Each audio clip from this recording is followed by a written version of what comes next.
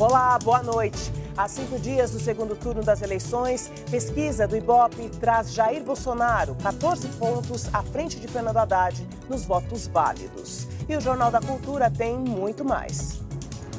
Supremo pede investigação de ameaças à presidente do TSE, ministra Rosa Weber. Propostas dos candidatos à presidência isentam do imposto de renda quem ganha até 5 salários mínimos. Com certeza a gente paga muito imposto. Brasileiros falam do que esperar da vida após as eleições. Temos que acreditar, né, que vai melhorar. Alto índice de violência na América Central está entre os motivos da caravana de imigrantes rumo aos Estados Unidos. Escada rolante dispara na Itália e deixa 20 feridos. NASA divulga foto de iceberg liso e com formato retangular, parecendo ser feito sob medida. E os meus companheiros de bancada são o economista e doutor em ciência política, Ricardo Senes, e o conselheiro do Tribunal de Contas do Estado de São Paulo, Dimas Ramalho. E você pode mandar perguntas e fazer comentários pelo Twitter na hashtag Jornal da Cultura. Os nossos comentaristas vão aguardar um pouco e o pessoal de casa também, porque a seguir nós vamos mostrar os números da nova pesquisa Ibope com a intenção de voto para presidente e STF pede à Procuradoria-Geral da República investigação sobre vídeo com ameaças à ministra Rosa Weber. Aguarde que nós voltamos já.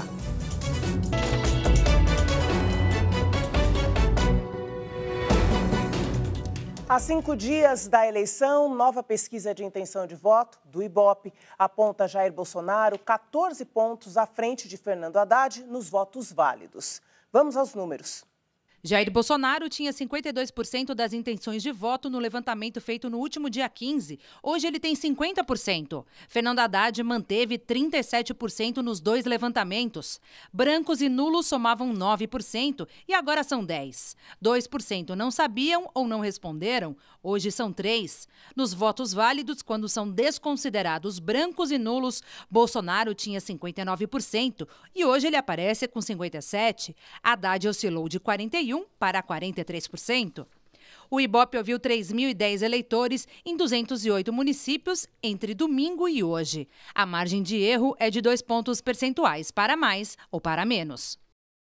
E o Ibope também registrou mudanças na rejeição aos candidatos. A parcela que diz não votar em Fernando Haddad de jeito nenhum caiu de 47% para 41%. E a rejeição a Jair Bolsonaro subiu de 35% para 40%.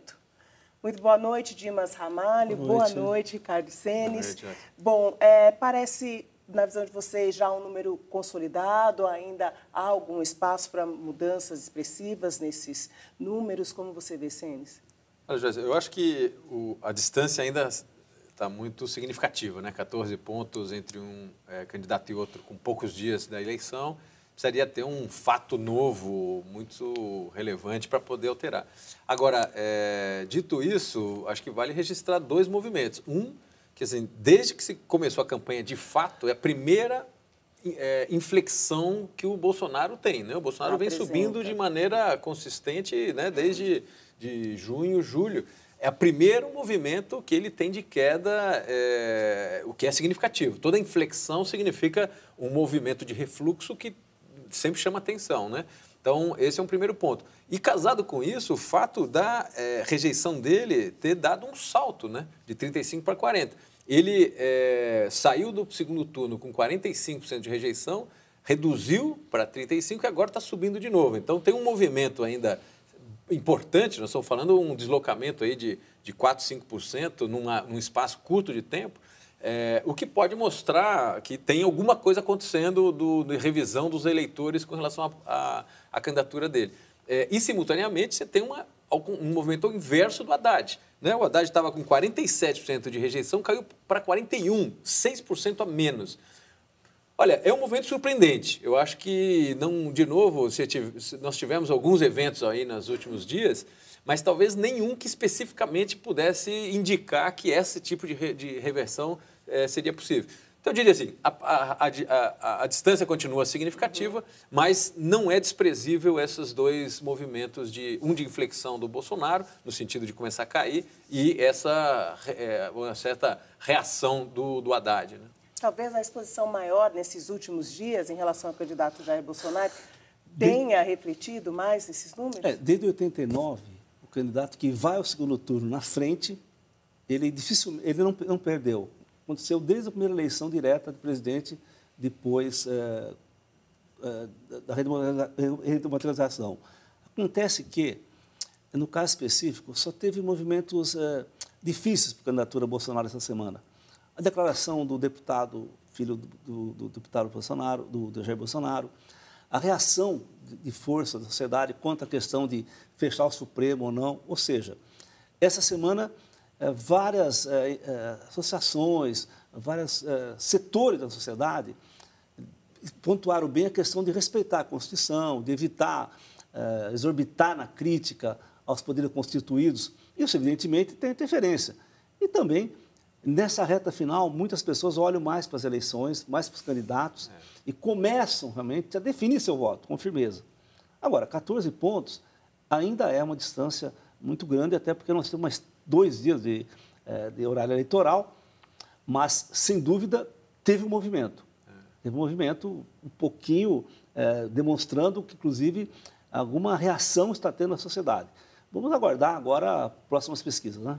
E a divulgação dos números servem ou acabam interferindo nesse ânimo mais exaltado dos eleitores, talvez? Certamente. Eu acho que agora, no segundo turno, é um pouco menos evidente, mas os números, seguir a sequência, a tendência, na verdade, sempre foi um elemento importante para a tomada de decisão, né? Então, eu acho que continua sendo. Agora, é interessante que, quando é segundo turno, você está falando, basicamente, um candidato contra o outro, mesmo tendo a distância de 14%, como só tem 2 candidatos, tudo que um perde, o outro ganha. Então, a rigor, nós estamos falando de um deslocamento de 7%. Se tiver 7% de deslocamento de um para outro, você iguala a eleição. Difícil, né? Onde poderia ter isso? Se tivesse um movimento de reversão maior do que a gente está vendo, né? Ele começou, mas se você projetar ele mais 2, 3 dias, é insuficiente para reverter, e vindo do montante de pessoas que estão indecisos, que vão votar nulo e etc., que é um volume importante, né? Então, você poderia ter surpresa, talvez, se viesse alguma coisa daí. Mas, de novo, né, nós estamos ainda na linha de que 14% é muito significativo para tão pouco tempo, né, viável aí, que a gente tem pela frente. Correto. De qualquer maneira, essa é uma eleição que apresentou surpresas. O próprio resultado do primeiro turno foi uma surpresa geral. Foi um voto que se esperava surpresas, mas foi uma surpresa contra o que existia de partidos políticos, de establishment, ou seja, uma negação do poder político que existia no nosso país. Portanto, qualquer mudança pode ocorrer, mas só se um fato político ocorresse muito grande, muito forte, que nesse momento todo mundo está jogando parado, principalmente quem está na frente. E o IBOPE também divulgou as pesquisas de intenção de voto para o governo de 4 estados e do Distrito Federal. Vamos aos números de votos válidos quando são desconsiderados brancos e nulos. Em São Paulo, João Dória aparece com 53% dos votos válidos. Concorrendo à reeleição, Márcio França tem 47%. Eles estão tecnicamente empatados dentro da margem de erro. Em Minas Gerais, Romeu Zema lidera com 67%. Antônio Anastasia aparece com 33%. Wilson Witzel tem 56% e lidera a corrida no Rio de Janeiro. Eduardo Paes aparece com 44%. No Rio Grande do Sul, Eduardo Leite está à frente com 60%. José Ivo Sartori aparece com 40%. No Distrito Federal, Ibanez Rocha lidera com folga com 75%. Rodrigo Hollenberg aparece com 25%. A margem de erro dos levantamentos é de 3 pontos percentuais, para mais ou para menos. Então, nesses estados, só São Paulo aparece com uma disputa mais acirrada, né? Rio de Janeiro, Rio Grande do Sul, Distrito Federal, tem distâncias muito elevadas entre os candidatos. Mas no Rio de Janeiro já houve uma pequena mudança também. Sim. É uma coisa perceptível. 56% e 44%. Era muito mudou. grande a diferença. Esse último levantamento mostra que houve algum movimento real. Não se esqueça que o Eduardo Paes foi prefeito bem avaliado à época. O candidato Witzel tem feito declarações que são polêmicas. Ele saiu do terceiro, quarto lugar, foi ao segundo turno em primeiro lugar. Então, no Rio de Janeiro, não digo que está fácil, que vai, mas ainda há uma discussão. Já em Minas Gerais e Brasília, acho que o jogo está fechado. Em São Paulo, continua em definição. Aliás, acho que vai continuar até o dia da apuração.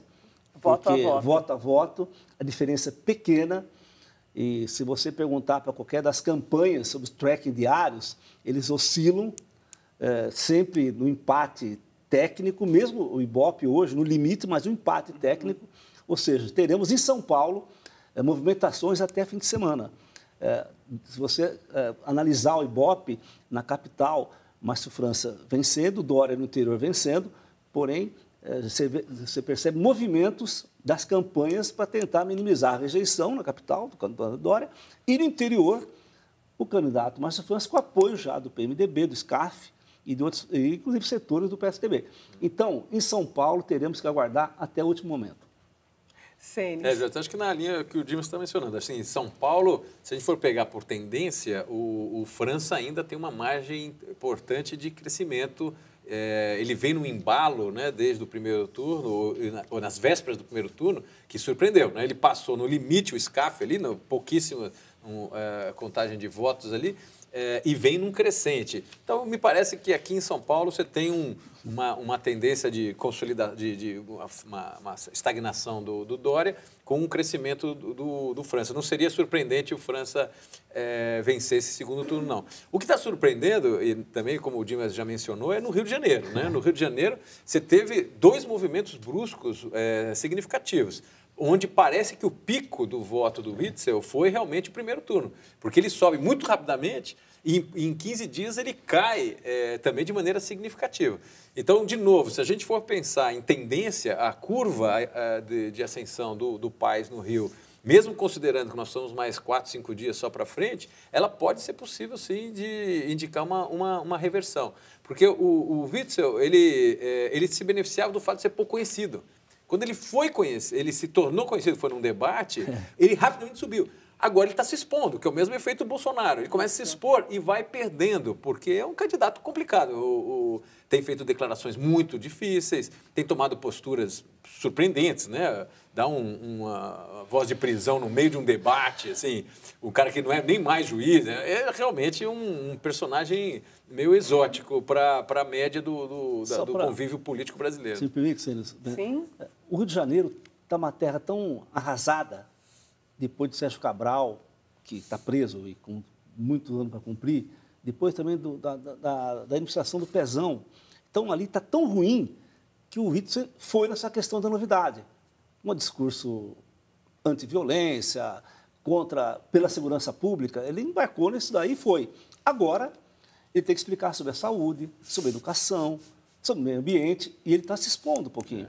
E ele se esqueceu que agora ele está na arena política. E é diferente você estar na arena política e você está na tua função, no teu exercício.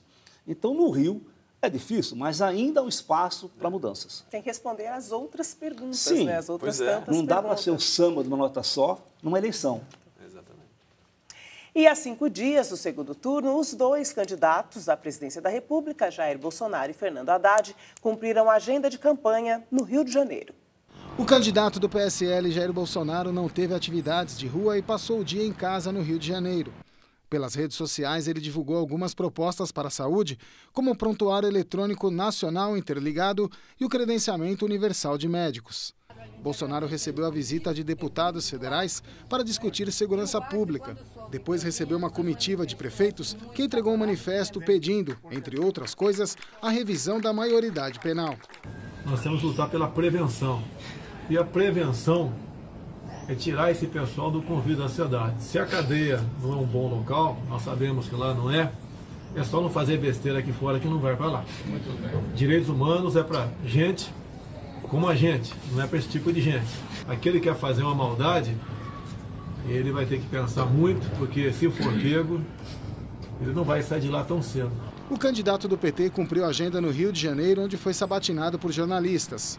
Fernando Haddad prometeu fazer novos investimentos na Polícia Federal, se for eleito, e criar um sistema único de segurança pública. Durante a sabatina, ele citou a acusação de tortura que o cantor Geraldo Azevedo fez ao vice na chapa de Bolsonaro, o general Hamilton Mourão, durante um show no fim de semana. O general Mourão negou as acusações. Disse que estudava em um colégio militar em 1969, quando o músico foi preso, e que vai processar Geraldo Azevedo, que hoje reconheceu o erro e pediu desculpas. Alertado do equívoco, Haddad comentou: toda pessoa que foi torturada está sujeita a todo esse tipo de confusão, ele foi alvo de violência extrema, me solidarizo com ele. O esclarecimento dele também tem que ser dado ao público, para que não haja dúvida, mas toda a minha solidariedade a ele, porque isso não tira o fato de que o Mourão, quando passou para a reserva, disse com todas as letras que o Ustra, que é um torturador, era uma das suas referências. E nesses últimos dias, então, os candidatos aparecem tocando em assuntos polêmicos, difíceis, violência, questão da maioridade penal. Joyce, eu diria assim, que desses temas, acho que não tem nenhum problema, em qualquer país tem candidatos mais à direita, mais à esquerda, candidatos com alguma visão distinta sobre o processo econômico, sobre a participação do Estado nas atividades sociais. O que chama muita atenção é que, infelizmente, em torno de um dos candidatos, você tem um discurso contra a democracia, contra direitos humanos, contra questões que, em geral, em qualquer país civilizado, esses temas estão fora de discussão, eles são a base, né? É a base de onde você monta a civilização. Não existe nenhuma instituição moderna que não tenha por base alguns princípios gerais, que são aceitos globalmente. Assim, não é que se tem uma visão, uma interpretação distinta entre... Isso é questão, está na Declaração Universal dos Direitos da ONU. Assim, em 47, pós da guerra, se fez um grande movimento onde todos os países do mundo, e nós estamos falando todo mundo, todos os países que aderiram à ONU, nós estamos falando de 99% dos países do mundo, eles começam assinando essa carta. Ou seja, é um tema que nós resolvemos já há 60 anos atrás. E você tem, infelizmente, em torno de um dos candidatos, pessoas que questionam esses pontos. Por exemplo, se a integridade física de uma pessoa pode ser violada, pode ser ameaçada, que é a questão da tortura. Assim, de que um agente policial, um agente da justiça, tem o direito de abusar da sua autoridade supostamente em nome de alguma ação de justiça. Quer dizer, que é uma contradição nos termos, porque se o sujeito está cometendo um crime, como é que ele pode estar querendo investigar um crime e cometendo crime? Um agente do Estado, o princípio dele é agir de acordo com a lei para exatamente tentar coibir a violação feita pelo outro, não por ele. Então, assim, são questões tão elementares que, infelizmente, um dos candidatos estão cercados. A candidatura dele inteiramente isso? Não é inteiramente isso. Tem vários outros pontos, inclusive alguns que a maior parte da população hoje em dia está favorável. Concordo. Mas esses temas realmente deixam qualquer cidadão que está um pouco mais preocupado com as instituições arrepiados. Não tem jeito de a gente fingir que esses temas não estão sendo colocados na mesa. Dimas. Um dia de equívocos na campanha. Uma campanha da Haddad e acusação de que o general Mourão seria um torturador, e, na realidade, depois o próprio Geraldo Azevedo disse que não. Mas ele corrigiu a tempo.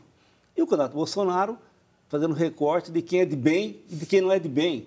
Sendo de bem quem é ao lado dele e quem não é de bem, quem está contra ele. Uma democracia básica é divergência, respeito, a tolerância. Mas há um fator importante aí, Sene e Joyce, que não está sendo discutido. Essa questão de respeito à Constituição, isso é uma questão que tem que ter claro para os candidatos. Isso não é para rediscutir. Isso está claro, respeito à Constituição Federal. Os ministros supremos foram claros em relação a isso. Mas é uma questão importante que está fora do debate, que é a questão econômica. Quer dizer, nós estamos com um déficit fiscal profundo, estamos com desemprego muito grande, e eu não vi nesses últimos dias nenhum candidato dizer exatamente o que vai fazer para a economia do Brasil. Segundo plano, é a questão da minoridade, a questão de gênero, a questão da violência, a questão, que são importantes, claro, mas eu acho que a questão econômica tem que merecer uma atenção dos candidatos agora, na reta final, essa semana final. O que pensa o candidato Bolsonaro, o que pensa o candidato Haddad sobre os primeiros 3 meses de presidência, eventualmente, se assumir a presidência. Isso que é importante. Nosso próximo assunto vai passar por isso, porque o brasileiro é conhecido pelo otimismo e pela simpatia, mas com esse cenário tão polarizado, será que é possível manter o otimismo depois das eleições?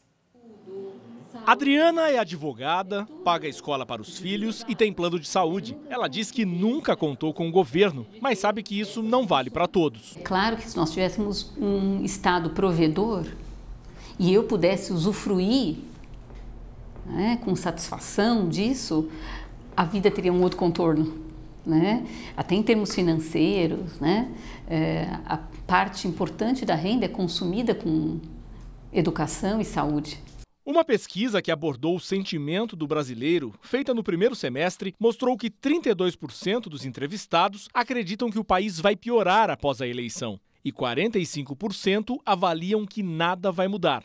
Ao mesmo tempo, quando olham para a própria vida, 46% acham que estarão melhores num futuro próximo. Todo dia eu busco sempre me diferenciar, não só na minha arte, né, como no meu trabalho. Daí eu acredito que eu estou muito feliz assim, com meus futuros planos, mas vai dar tudo certo. Temos que acreditar, né, que vai melhorar. Quando você olha, aquilo que está ao alcance dele, que está no domínio dele, que é cuidar da própria vida, talvez ele entenda que ele tenha mais condições de fazer, porque aí ele vai se empenhar, ele sabe os limites, ele sabe os potenciais que ele tem, do que aquilo que é para todo mundo, do que aquilo que é o coletivo. A pesquisa mostra haver uma relação entre os sentimentos do brasileiro e a economia. Quando se olha para o futuro do país, por exemplo, os mais pessimistas estão na classe C, que viu cair o seu padrão de consumo nos últimos anos, e entre os jovens, que são entre os mais afetados pelo desemprego. A empresa do Fernando contratou 4 funcionários no mês passado e tem mais 5 vagas abertas. Ele diz que o momento positivo se deve à capacidade da equipe, mas sabe que uma ajudinha do governo seria bom. Essa própria crise nos ensinou muito a pensar diferente, a pensar lateral. Então, assim, eu diria para você que as coisas estão melhorando, que esse governo pudesse dar uma maior injeção nas empresas que são produtivas. No ponto de vista dos cidadãos, ele olha para um lado e o governo, as instituições olham para o outro. O que ele está dizendo assim, dá para a gente olhar junto para o mesmo lado. Então, alimentar o otimismo, principalmente dos mais jovens, a partir de segunda-feira, quando nós teremos uma definição importante para o país, será realmente um grande desafio, né?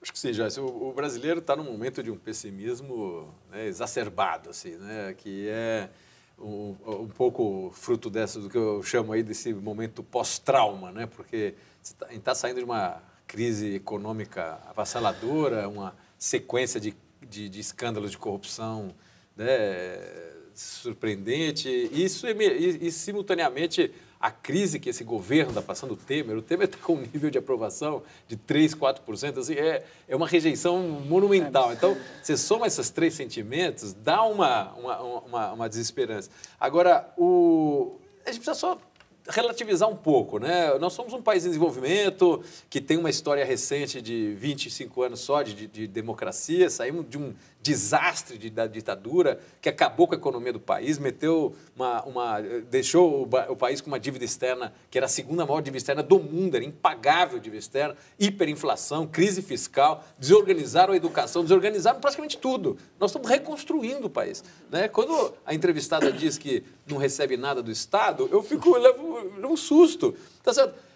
Quando ela sai na rua, aquela rua foi construída, limpa, a luz, é tudo Estado, tá certo? A água que sai do cano na torneira dela é do Estado, o esgoto idem, tá certo? A segurança que tem minimamente na rua é dela, a justiça é o Estado que está fazendo, né? O documento que ela tem na mão é o Estado. Então, assim, essa ideia de que eu pago imposto e não me retorna nada, talvez retorne menos do que a gente gostaria. Menos do que o esperado, ou do que o dinheiro que é dado. Né? E talvez uma pessoa de classe média alta teria, do ponto de vista de repasse do Estado, teria que esperar um pouco menos, porque a prioridade é passar para as classes baixas. Então, às vezes a gente fica com essa sensação de que o Brasil está totalmente desorganizado.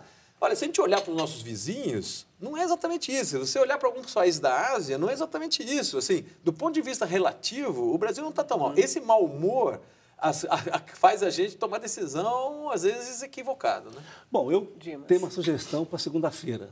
fazer as pazes com a família e com os amigos pós-eleição. Porque, depois de tanta discussão, todo de tanta mundo briga, discutiu, brigou. E, evidentemente, que é um fato importante aí. São 30 anos de Constituição Federal. 30 anos. Sai presidente, entra presidente, sai vice-presidente, entra presidente. É democracia.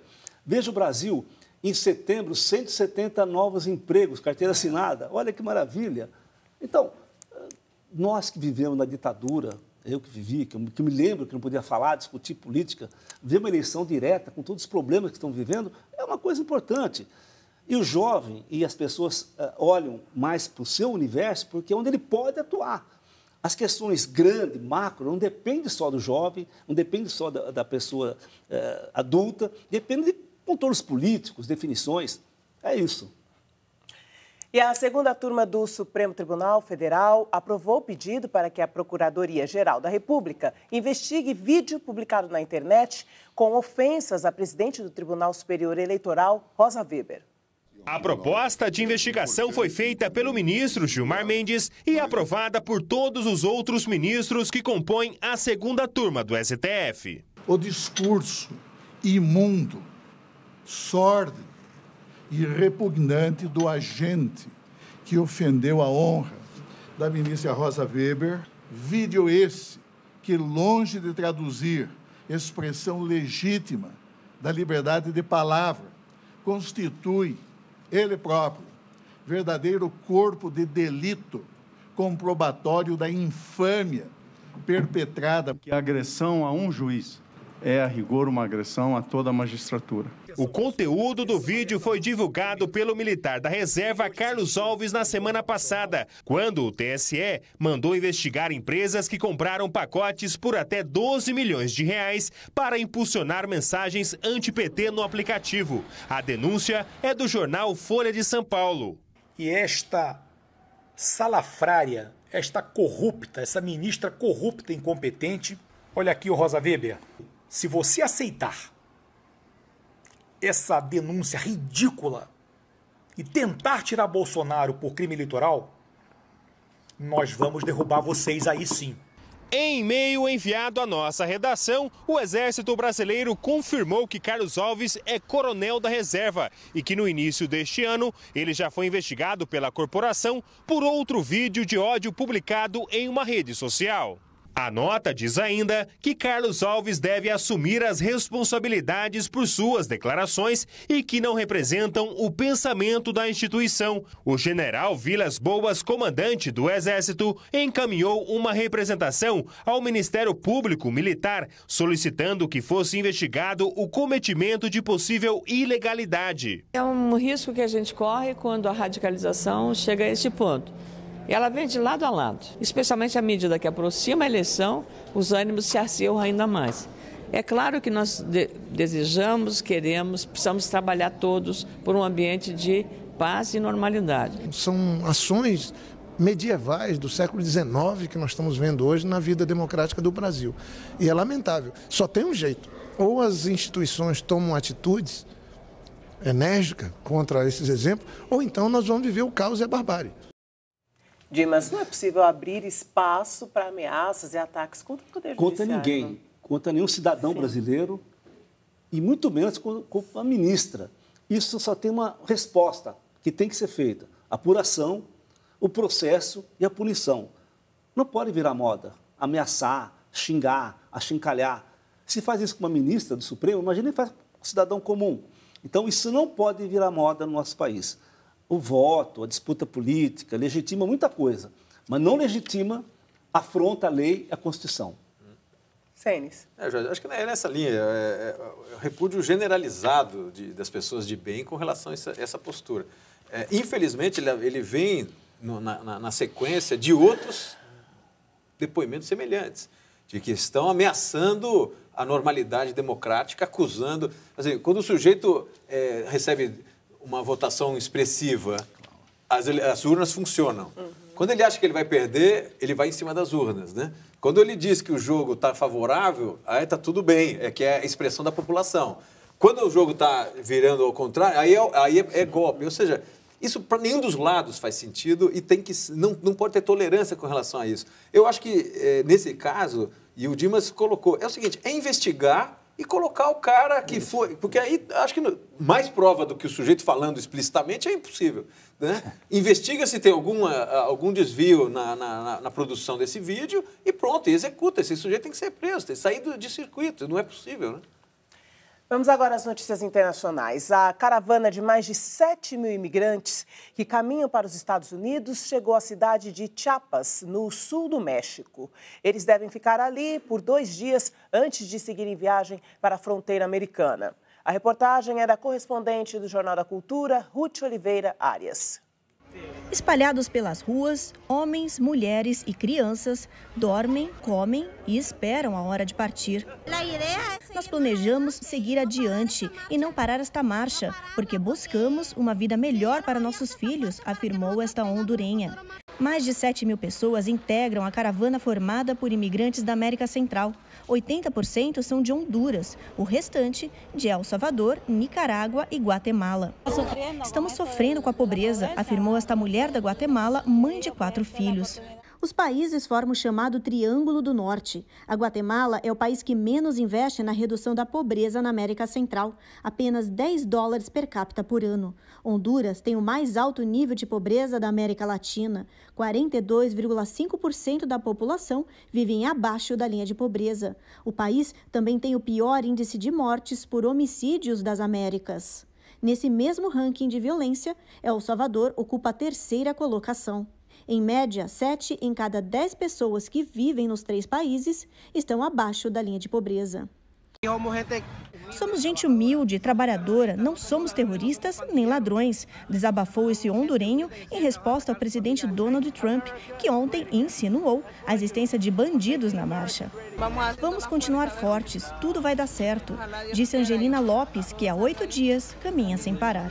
A previsão é que a caravana chegue à fronteira do México com os Estados Unidos em até 3 semanas. O presidente americano prometeu fechar a fronteira e cortar a ajuda financeira aos países de origem dos imigrantes. Esse dinheiro equivale a 1% do PIB dessas nações. Mas a medida pode ser um tiro no pé, já que o corte da verba pode impulsionar o aumento da imigração rumo ao sonho americano.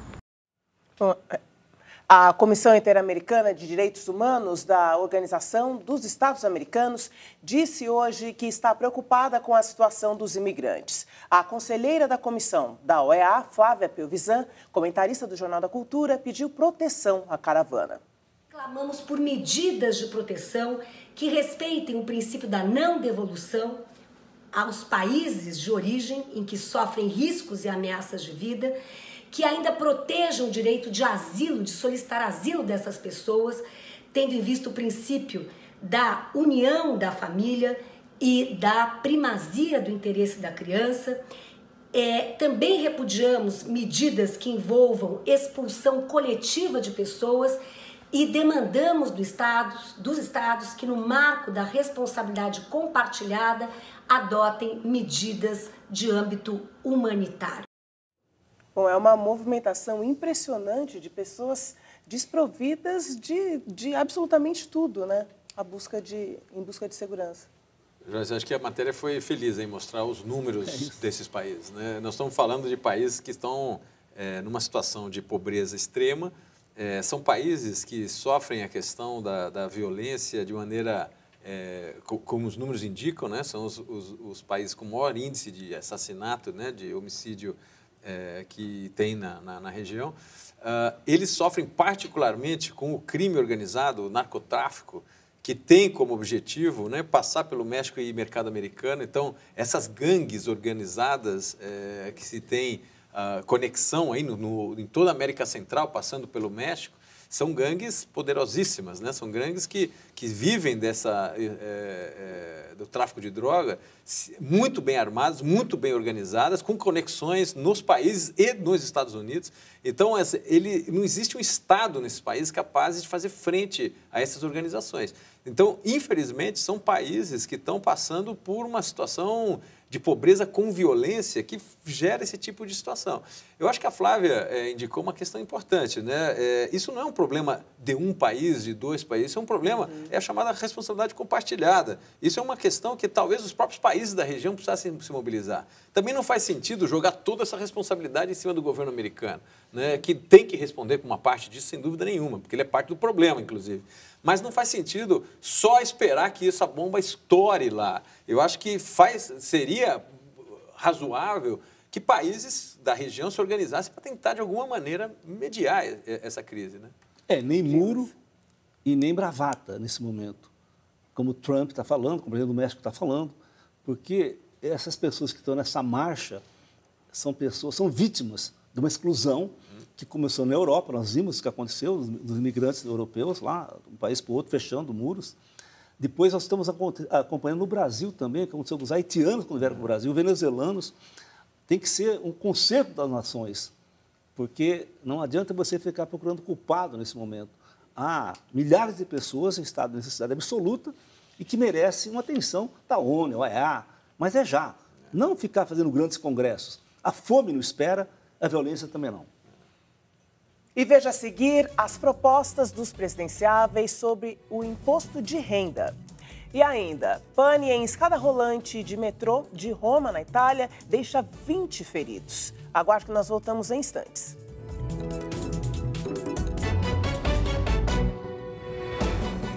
O imposto de renda é uma das principais fontes de arrecadação do governo.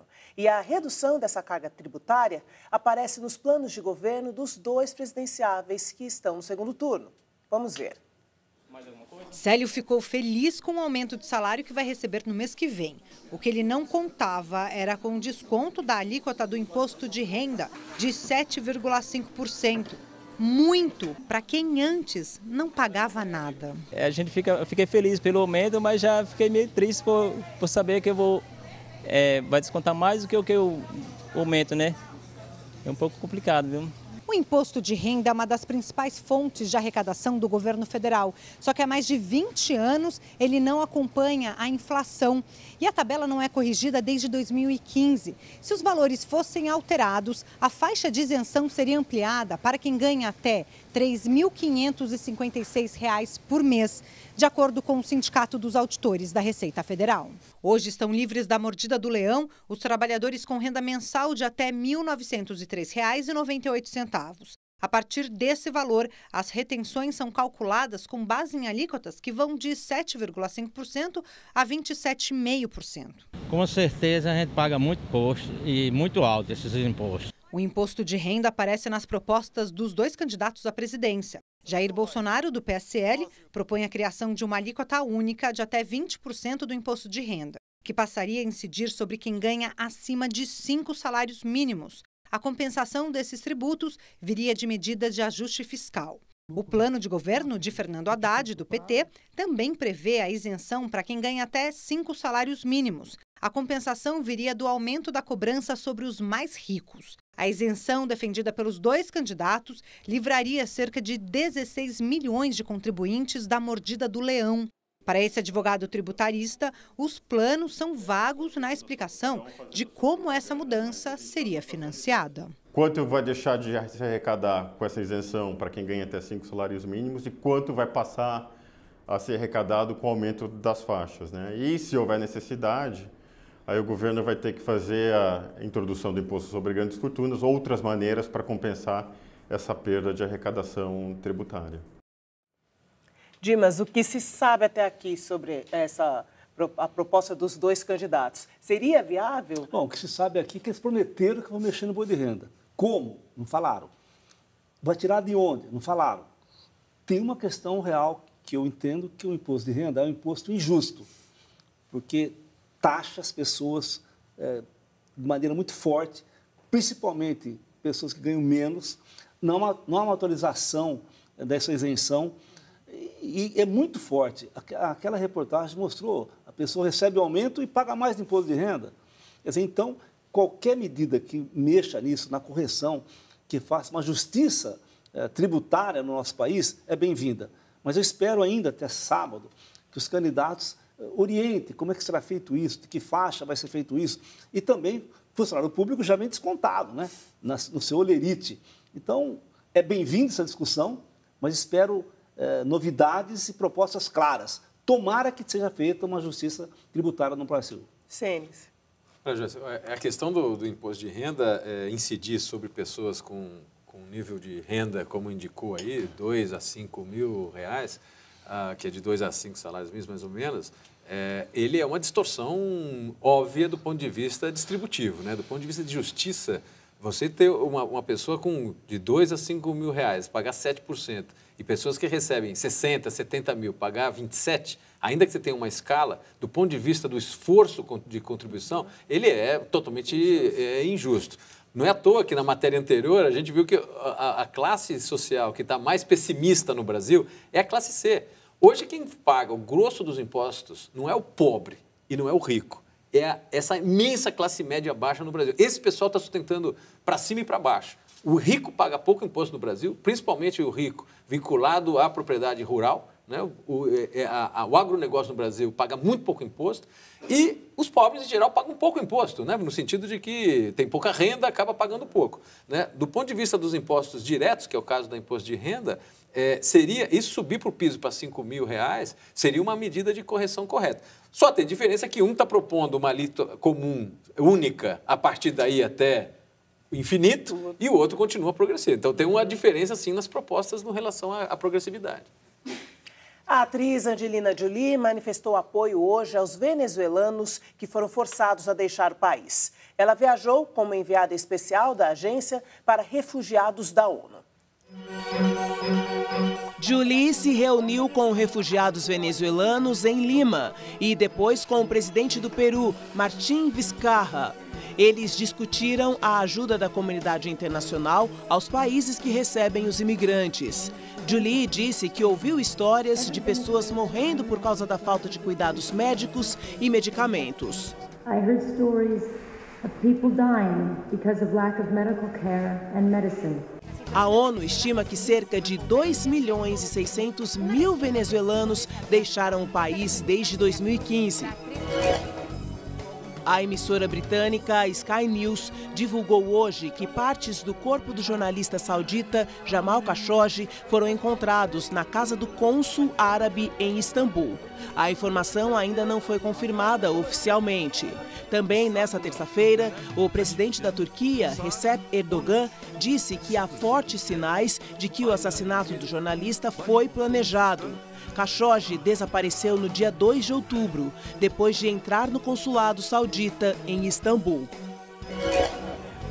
Uma pane em uma escada rolante de uma estação de metrô de Roma deixou cerca de 20 feridos. Um vídeo mostra os passageiros caindo uns sobre os outros. Segundo a imprensa italiana, uma pessoa está em estado grave e teve a perna amputada. A maioria das vítimas é de russos, torcedores do time CSKA, que jogou contra a Roma pela Liga dos Campeões da Europa. Dima, sobre o assassinato do jornalista saudita. O assassinato do jornalista do Washington Post é um assinte, quer dizer, é um tapa no rosto da civilização, porque a pessoa foi no consulado na Turquia e saiu de lá assassinado. Qualquer discussão que se faça sobre humanidade, sobre direitos humanos, sobre as nações civilizadas do nosso mundo, tem que passar necessariamente por uma veemente cobrança do descobrimento do corpo, da punição, de ações internacionais contra esse país que patrocinou esse assassinato. É um assassinato contra a civilização, uma coisa trágica no nosso mundo. Cenis. Você acha que a questão da atriz, né? Angelina Jolie no Peru, vinculado à questão dos imigrantes. Nós estamos discutindo o caso ali da América Central, o caso da Venezuela com a região do qual o Brasil faz parte. Eu acho que esse é um fenômeno que, né, é comum, né, de tempos em tempos, você tem deslocamentos de população. O brasileiro já imigrou nos anos 80 e 90. Nós sentimos esse problema lá fora. Nós somos um país de imigrantes, né? Uma mistura de imigrantes da maior parte do mundo, da África, do Oriente Médio, da Europa e etc.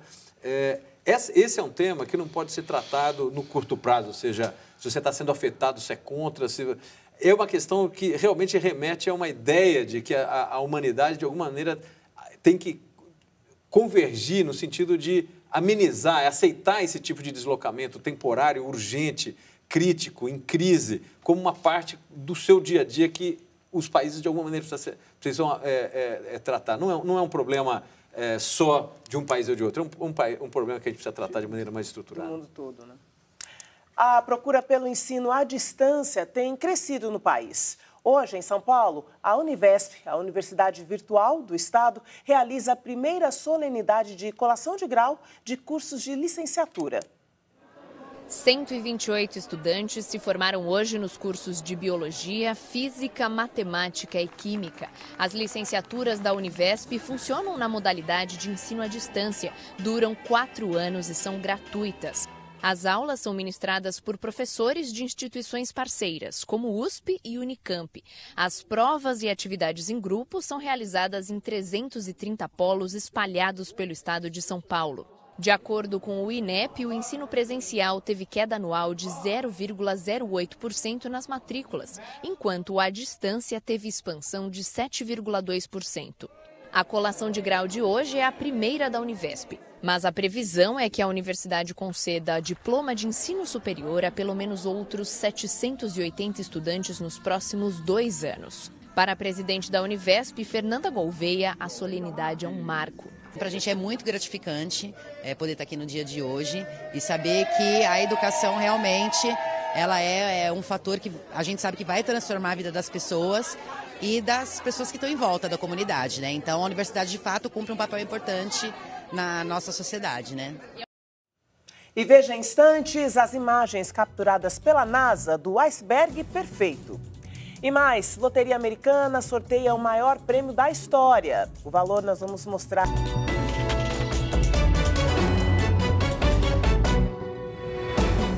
Estamos de volta e vamos ler agora algumas mensagens enviadas na hashtag Jornal da Cultura. A primeira é a Silvana Guedes. E ela diz, depois que Trump entrou, a economia dos Estados Unidos é só sucesso. Isso vocês comentam? O Ronan Botelho diz, claro que as declarações do militar da reserva são graves e infantis, mas com qual moral o STF se defende? A instituição maior do direito nacional está fraca e sem força. E o Washington Costa diz que uma campanha sem debates dos assuntos realmente relevantes para o Brasil nunca é boa. Dimas, qual você comenta? Vou falar do Supremo, se permitir. Uma democracia, qualquer país do mundo, quando o Supremo fala, encerra essa questão. Por isso chama Supremo. Se ele tem dificuldades, se ele tem defeitos, ele é Supremo. Foi indicado, passado pelo Congresso livre e tem que ser respeitado. Nesses momentos que estamos passando, o Supremo é um porto seguro para o nosso país, o Judiciário em si.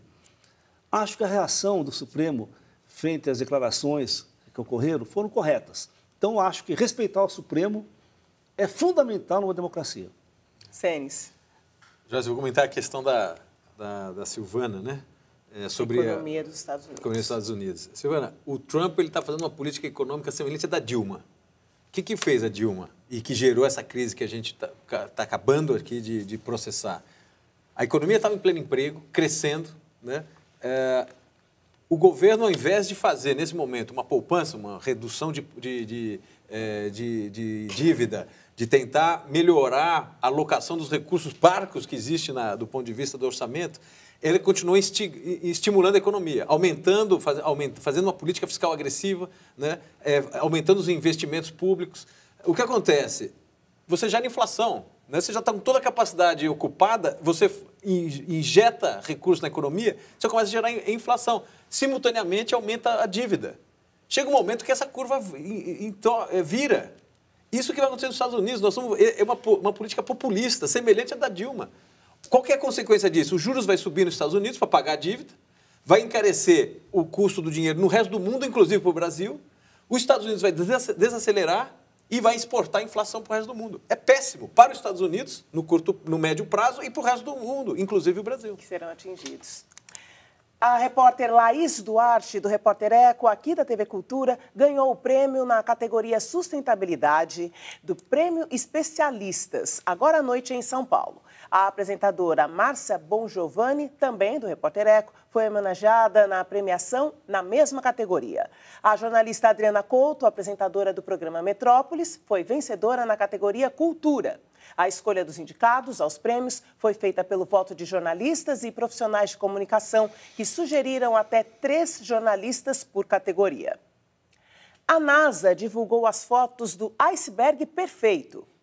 Retângulo flutuando nas águas da Antártida. As fotos capturadas pela NASA mostram um bloco de gelo perfeitamente retangular, com a superfície lisa e bordas retas. Parece esculpido. Segundo os cientistas, é um iceberg tabular, diferente dos blocos de formas irregulares e mais conhecidos. Indica ter se separado recentemente de uma plataforma de gelo. Este tipo de iceberg pode alcançar centenas de quilômetros de extensão. Incrível, perfeito mesmo. Dimas Ramalho, Ricardo Senes, muito obrigada pela participação. Espero vocês na próxima. E nós encerramos esta edição com imagens de apostadores americanos que disputam hoje o maior prêmio da história de todas as loterias do mundo. 1 bilhão e 600 milhões de dólares, o equivalente a quase 6 bilhões de reais. Mas, segundo matemáticos, a chance é mínima, de 1 em 300 milhões. E você, inscreva-se no nosso canal no YouTube para ser notificado sobre tudo que acontece no jornalismo da cultura. youtube.com/jornalismo TV Cultura. Muito obrigada pela sua companhia e eu te espero amanhã. Até lá.